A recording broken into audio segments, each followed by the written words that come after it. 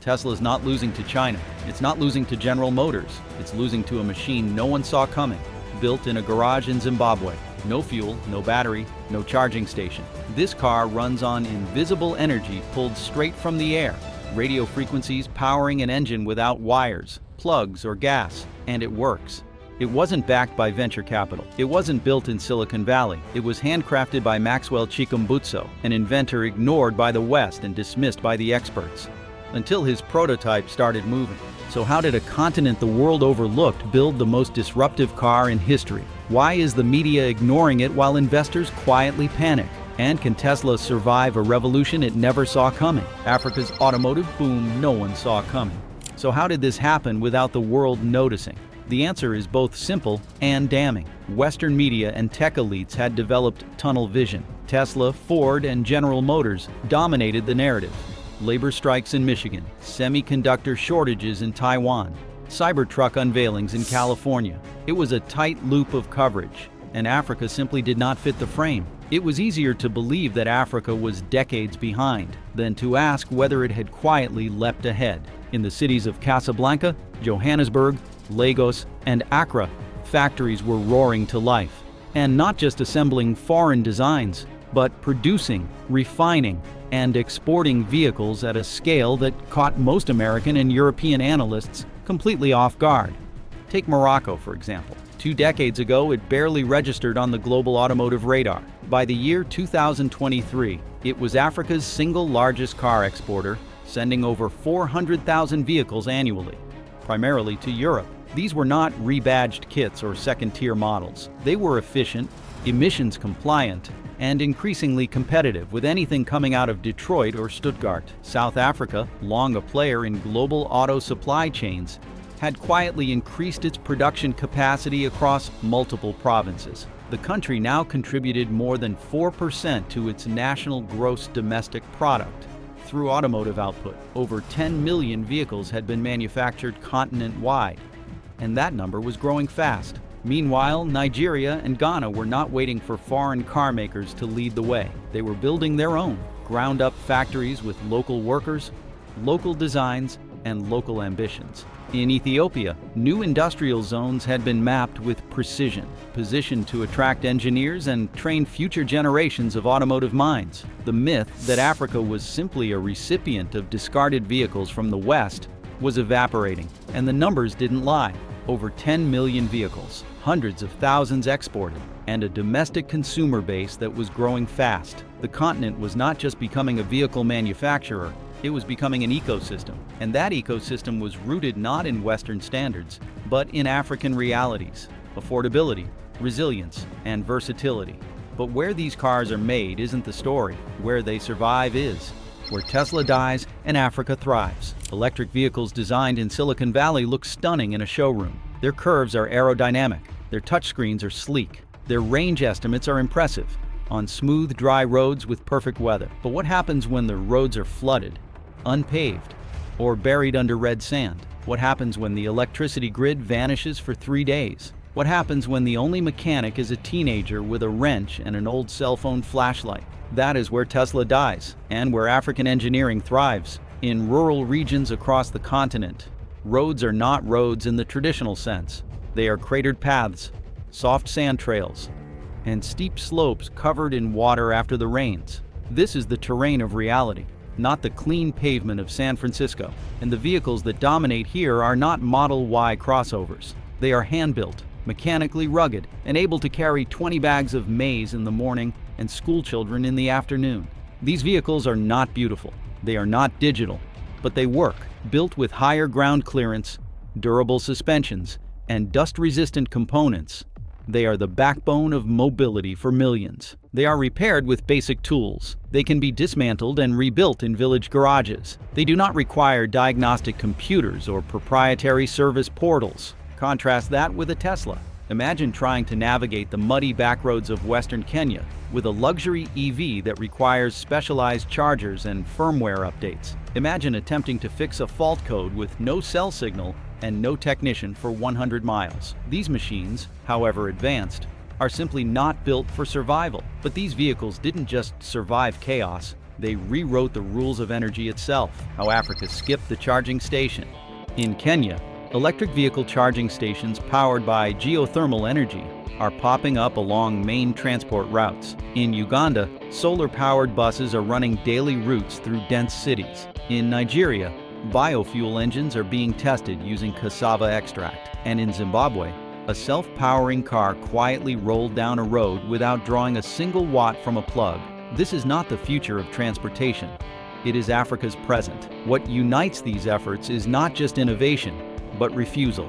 Refusal to wait for Western infrastructure. Refusal to rely on oil cartels. Refusal to design a mobility future that mirrors the fossil-fueled past. Instead of building gas stations and charging grids, African engineers are working around them. They are designing mobility solutions that don't just move people, they liberate them.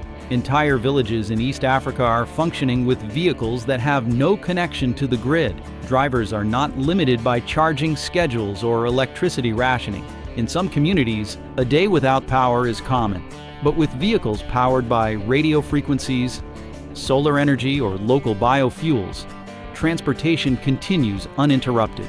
Meanwhile, in the United States, billions of dollars are being spent on laying charging cables, constructing supercharger networks, and upgrading fragile power lines. It is a slow, expensive process. Africa, by contrast, has chosen not to build the cables at all. It is leapfrogging them, going straight to a future that does not need plug engines slapped onto local chassis.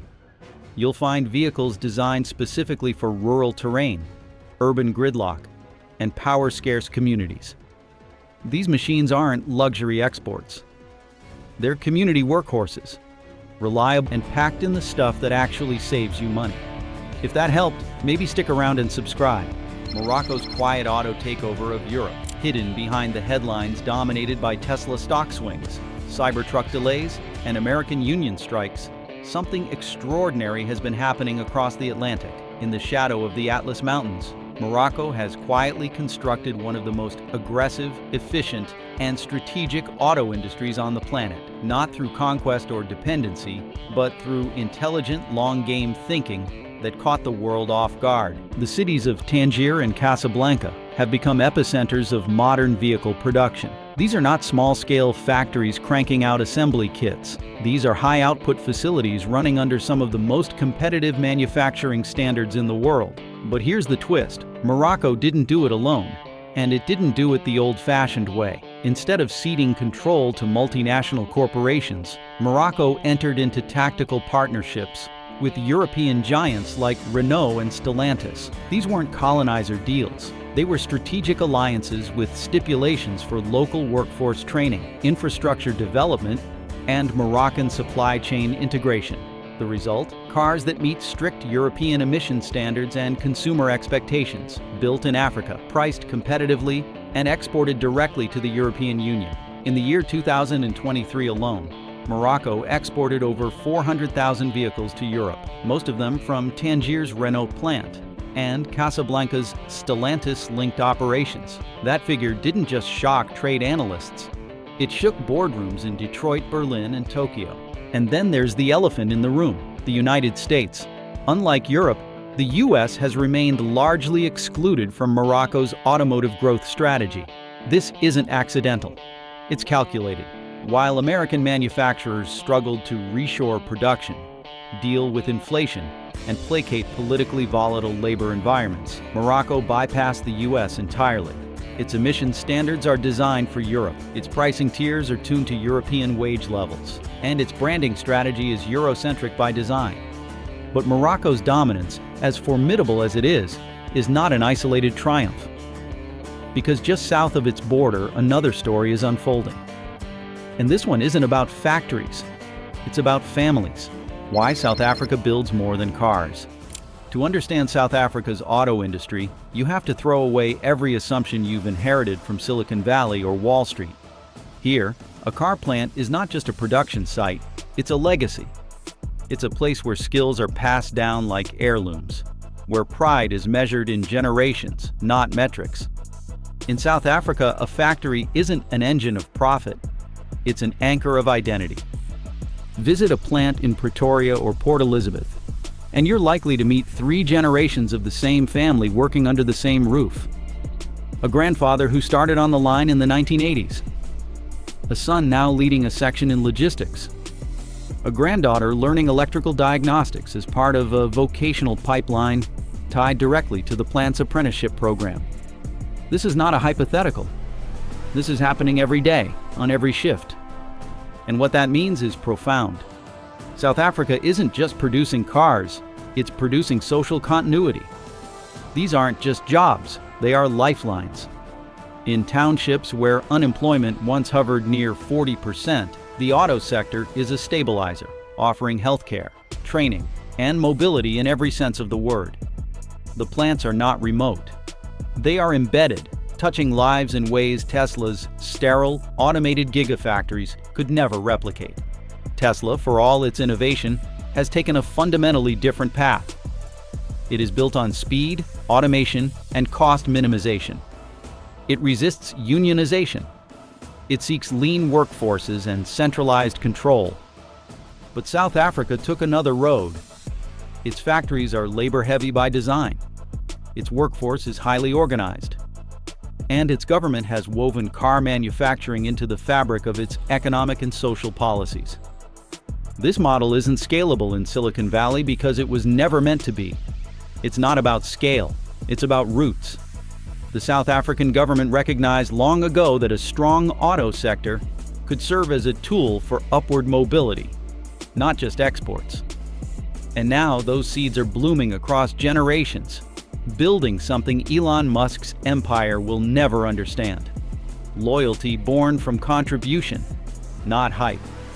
But while South Africa builds families through factories, a different kind of revolution is bubbling to the west, in places where cars aren't just symbols of employment or pride. They're national declarations. Ghana and Nigeria are building dreams, not just cars. Across the Gulf of Guinea, in bustling cities like Accra and Lagos, something quietly radical is happening. The auto revolution isn't being led by global brands or foreign investors. It's being led by locals. Homegrown companies like Konka in Ghana and Innoson Motors in Nigeria aren't merely assembling vehicles, they're reshaping national identity. Walk into a Konka factory and you won't find European plugs, stations, or dependents. What began as necessity has evolved into strategy. And in doing so, Africa has written the blueprint for post-grid mobility. And the first country to weaponize this against the West? Morocco. We sorted the facts, cut the fluff, rugged and proudly African. In Nigeria, Innoson Motors has gone from assembling knockdowns to crafting entire vehicles domestically, from body panels to wiring harnesses. Their success isn't measured by Wall Street, but by the middle-class families who can now afford to drive locally made vehicles for the first time.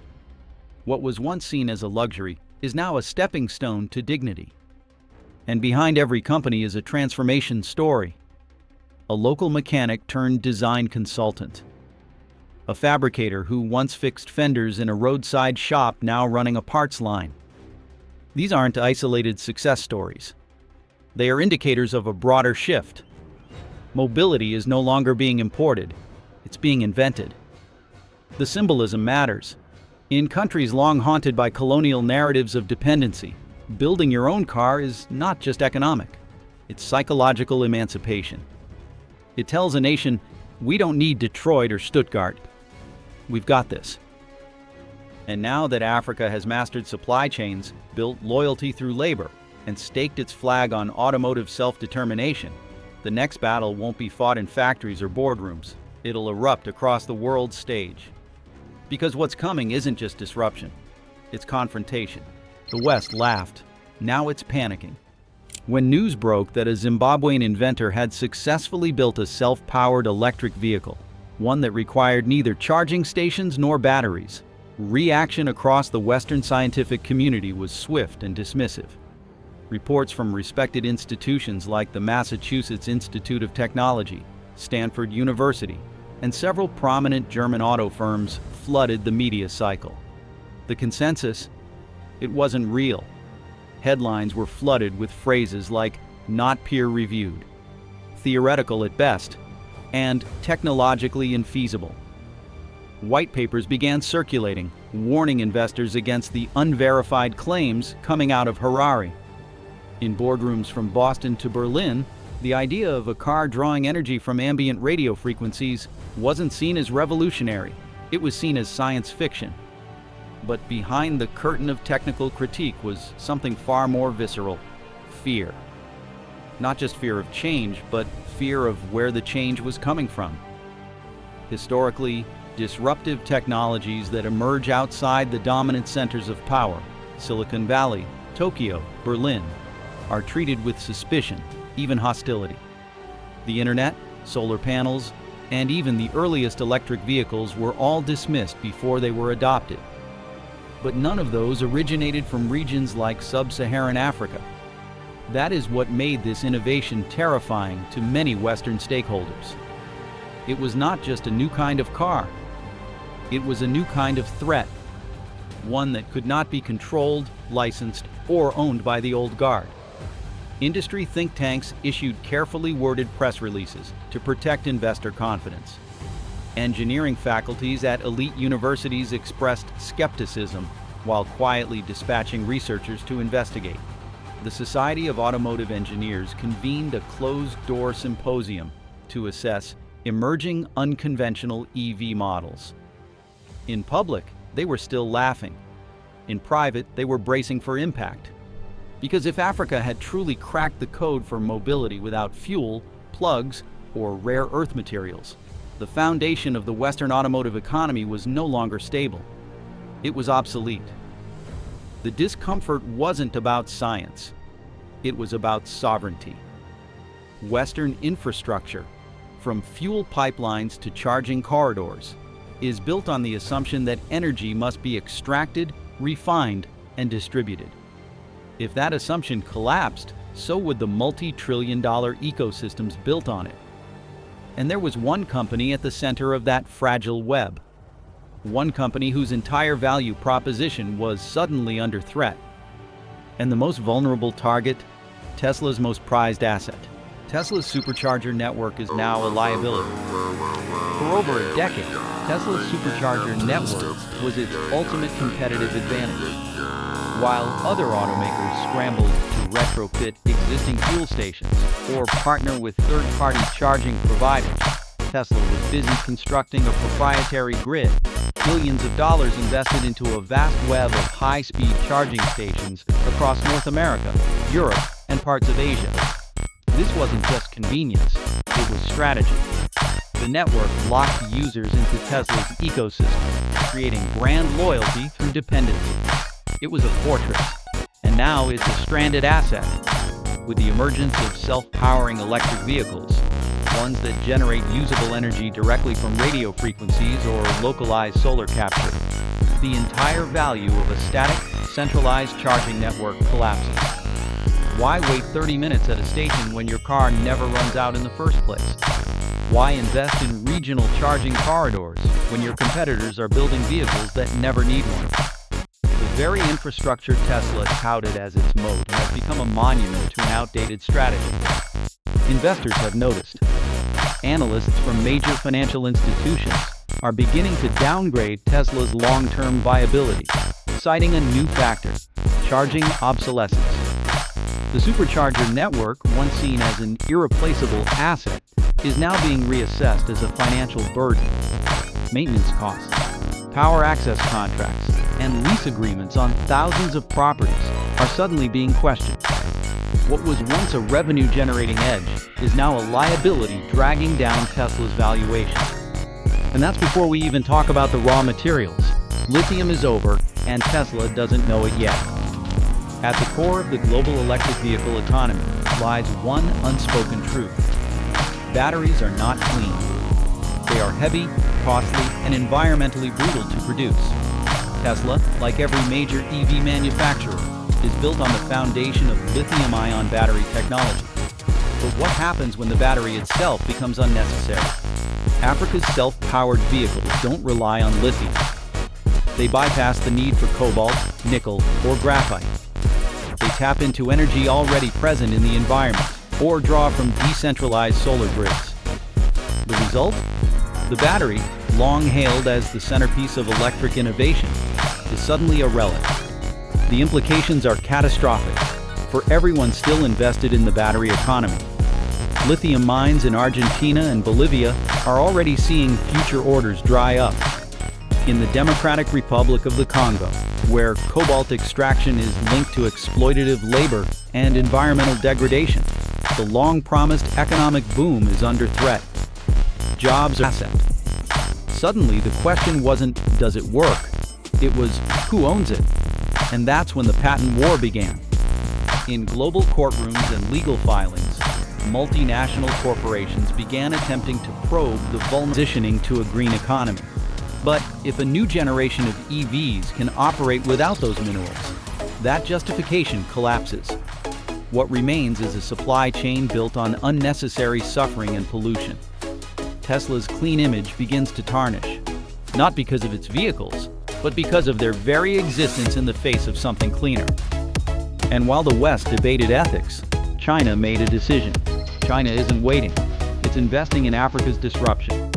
While the West wrestled with skepticism, ethics, and outdated strategy, China moved. Quietly, precisely, decisively. Across East and West Africa, Chinese investors began signing memoranda of understanding with local EV startups. These weren't splashy billion-dollar headlines. They were targeted agreements, shared manufacturing facilities, co-engineering programs, IP licensing frameworks. In Nairobi, tech incubators received funding from Chinese state-backed banks. In Addis Ababa, Chinese engineers began collaborating with African inventors to refine radio frequency energy converters. In Lagos, a joint venture between a Chinese electronics firm and a local battery-free vehicle startup quietly took over an abandoned factory. This isn't charity, it's strategy. China sees what the West is too proud or too slow to see. Africa is not a backwater market. It's the front line of a new industrial revolution. And self-powering vehicles are not a gimmick. They're a geopolitical shift. For China, this is about more than cars. It's about leapfrogging American and European dominance in the mobility sector. It's about securing influence over the next global standard before it's written. By embedding itself into Africa's emerging EV infrastructure, China bypasses the West's traditional choke points: patents, platforms, ports. It's infrastructure colonization, but smarter. Instead of owning land or extracting minerals, China is embedding itself into the intellectual and technological DNA of Africa's mobility revolution. And unlike the West, it's not trying to control it. It's trying to co-own it. But Africa wasn't just leapfrogging tech. It was abandoning fossil fuel itself. And suddenly, everyone wanted a piece. But Africa wasn't selling. The patent war for Africa's invention has already begun. This isn't a tech race, it's a sovereignty battle. Once Maxwell Chikumbutso's radio-powered vehicle reached international headlines, something else began happening behind the scenes. Patent firms, legal consultants, intellectual property lobbyists. They all started circling. For decades, African inventions have been either ignored, copied without credit, or extracted through unfair licensing deals. But this time, African engineers and leaders were ready. The self-powering vehicle was not just a technical marvel, it was a geopolitical act disappearing. Contracts are dissolving. Futures, quite literally, are evaporating. And then there's the moral argument.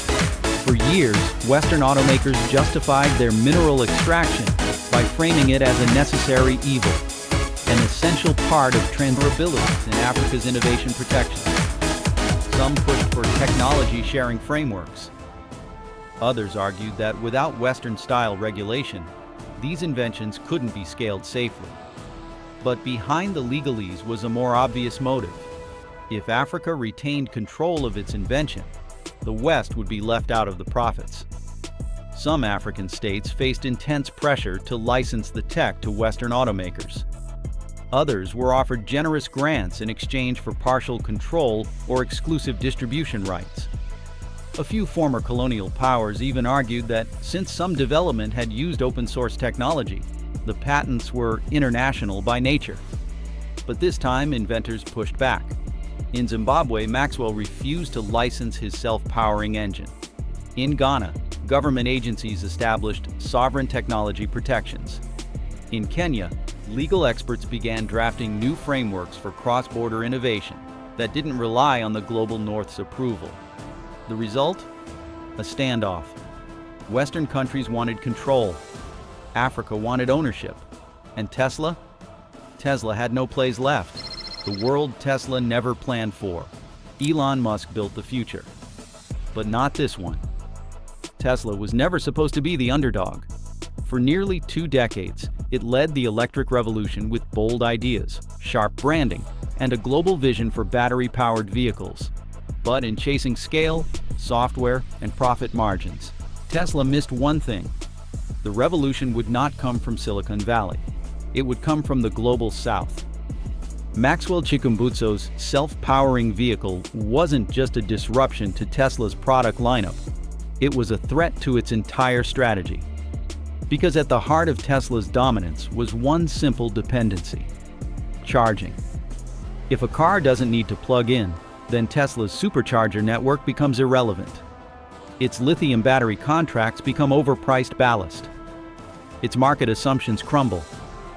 Tesla's sleek design, its top-tier performance specs, its automation, none of it could compete with a vehicle that needed no grid, no gas, and could be repaired with tools from a village garage.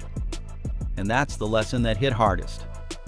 Tesla had built an empire around exclusivity, while Africa had built a movement around access. The future didn't belong to the most advanced battery. It belonged to the most liberating idea: a car that runs on its own terms. Africa is not just joining the conversation, it is rewriting the script.